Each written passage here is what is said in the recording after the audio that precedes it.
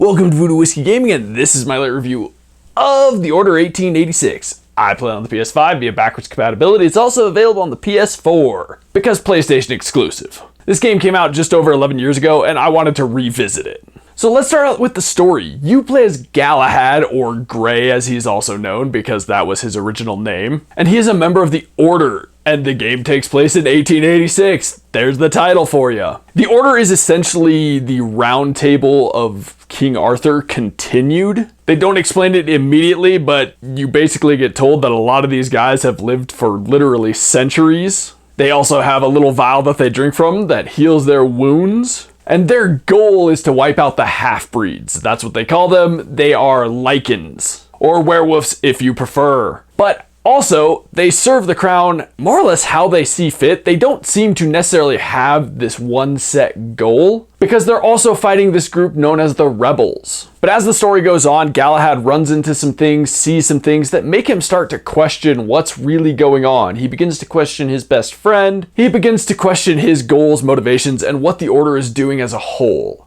And what I'm going to say is, I actually really enjoyed the story. I forgot that this actually did have a really solid and interesting story that ends on this wonderful cliffhanger that we will never see the conclusion to. Just to put that out there now, because old game that really didn't do great. But I think that's unfortunate because it took place in a very interesting world. It had that steampunk vibe with some of the weapons. And while it is 1886, a lot of the weapons are kind of more advanced, but within that steampunky realm where they fit with the idea. There's also some magic kind of stuff going on at the same time, which is really fascinating. So for this to just never get to go beyond that was really disappointing. And I remember feeling that way back then when I started to hear that the game wasn't doing well and a sequel was unlikely. But let's move on to the audio. First thing I'm going to say is the voiceover work is top notch in this game. It is fantastic. Everybody does a fantastic job.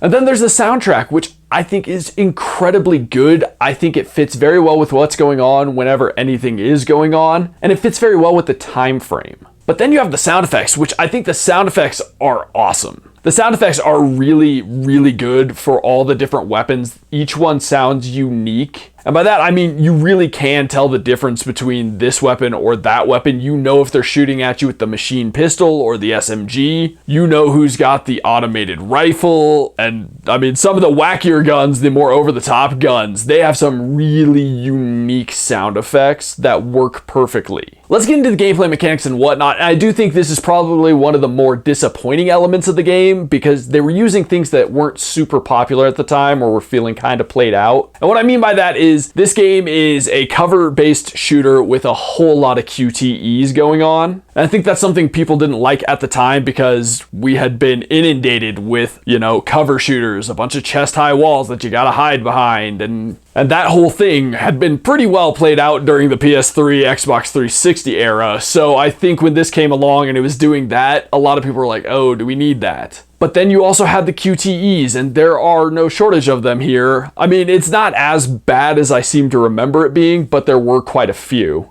There were a couple of other things that I think they actually did really well and fit with the overall vibe of the game, which is this very cinematic adventure. There are a couple of times throughout the game where you'll face off with a lycan and you'll be using just your knife because of reasons and things. And the way they do that is very simplistic, but it is also much more cinematic, and I think that fits with the overall vibe of the game.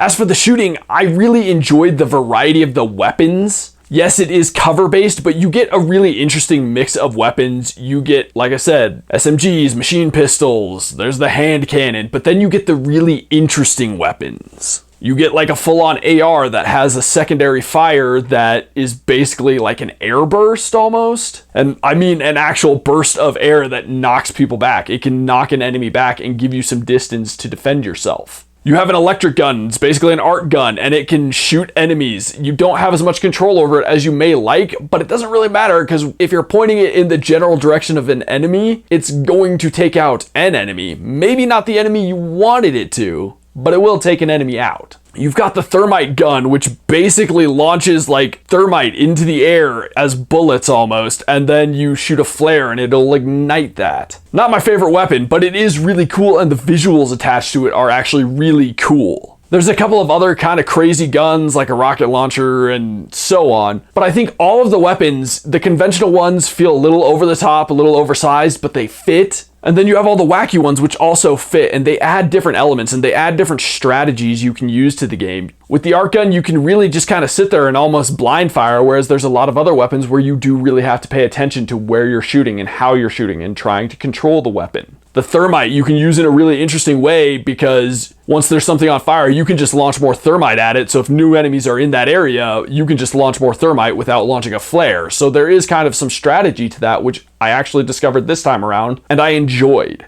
Now I mentioned there are QTEs and I do feel like they worked very well and they maintained the cinematic element, which is important in this game. But is it some massively overcomplicated thing that is going to take you forever to learn? No. And that's also because it's kind of short. It's about an 8-hour game, 7 to 8 hours unless you're trying to do more and find all the collectibles. Which, yeah, that's not that bad. Honestly, I think at the time we were all like, oh, full price for an 8-hour game. That's bullshit. But really, I don't feel that way now. Admittedly, I paid less for it this time because I couldn't find my copy. And I can say that I felt that way even back then, that, you know, even though it's not the longest game, it is still an enjoyable experience. Now let's move on to the controls, and I gotta say, I think the controls work very well. I had zero complaints with the controls at really any point in time, so... Now let's move on to the graphics and visuals, and the first thing I noticed when playing this game is it still looks really, really good. It was a couple of years into the PS4, and yeah, the PS4 looked great, and I don't think the graphical leap between PS4 and PS5 has been the most mind-blowing.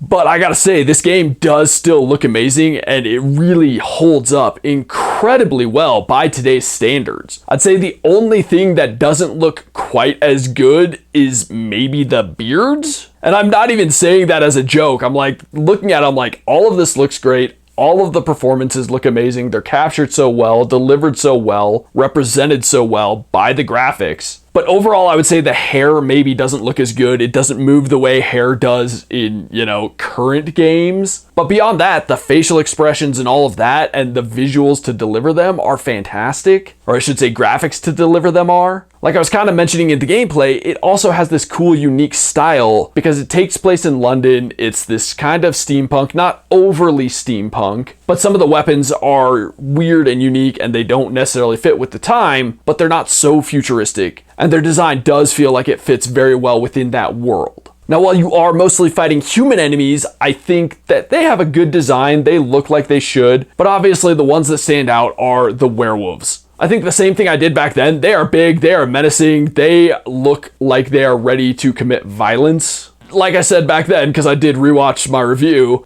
they do remind me a bit of the werewolves from Prisoner of Azkaban, because they're kind of also, they're big, but they're kind of scrawny, skinny, but at the same time, they're so much larger than the humans, it's still very intimidating. These are not the werewolves from Underworld. But I also like the costumes for all the main characters. I want to point that out. I think that all looks really good. And even the movement of the costumes looks really good. The game jumps from cutscene to gameplay. It's smooth. There's no visual dip. It looks amazing just really throughout. If I have to bitch and moan about one thing visually, it's the letterboxing. I hate it. I don't know why we have it. I don't know why they did it that way. I would much prefer full screen, like truly full screen. But it does make me feel limited at times, and I did get used to it and you kind of stop noticing it. But at the end of the day, letterboxing can always fuck off in my opinion. So let's get into the wrap up. The game is $20, and personally, I think it's worth it. I thought it was worth full price back when I played it the first time, and I still feel that way now. I was wondering if maybe that would have changed over time, because this is actually the first time I've played it in about 10 years or more. And this was one of those games that didn't perform well and people complained about it and they had their problems with it that I didn't seem to share, and I don't share them now. I still feel like this is an awesome game. I don't think this was ever going to be the flagship game, but I do think it was great and I think it's absolutely worth checking out. Okay, so in the comments down below, why don't you tell me what's a game that you enjoyed that was about to kick off a franchise and didn't? As always, thanks for watching. If you enjoyed the video, please hit that like button. And if you like what I'm doing in general, share and subscribe. Have a good one.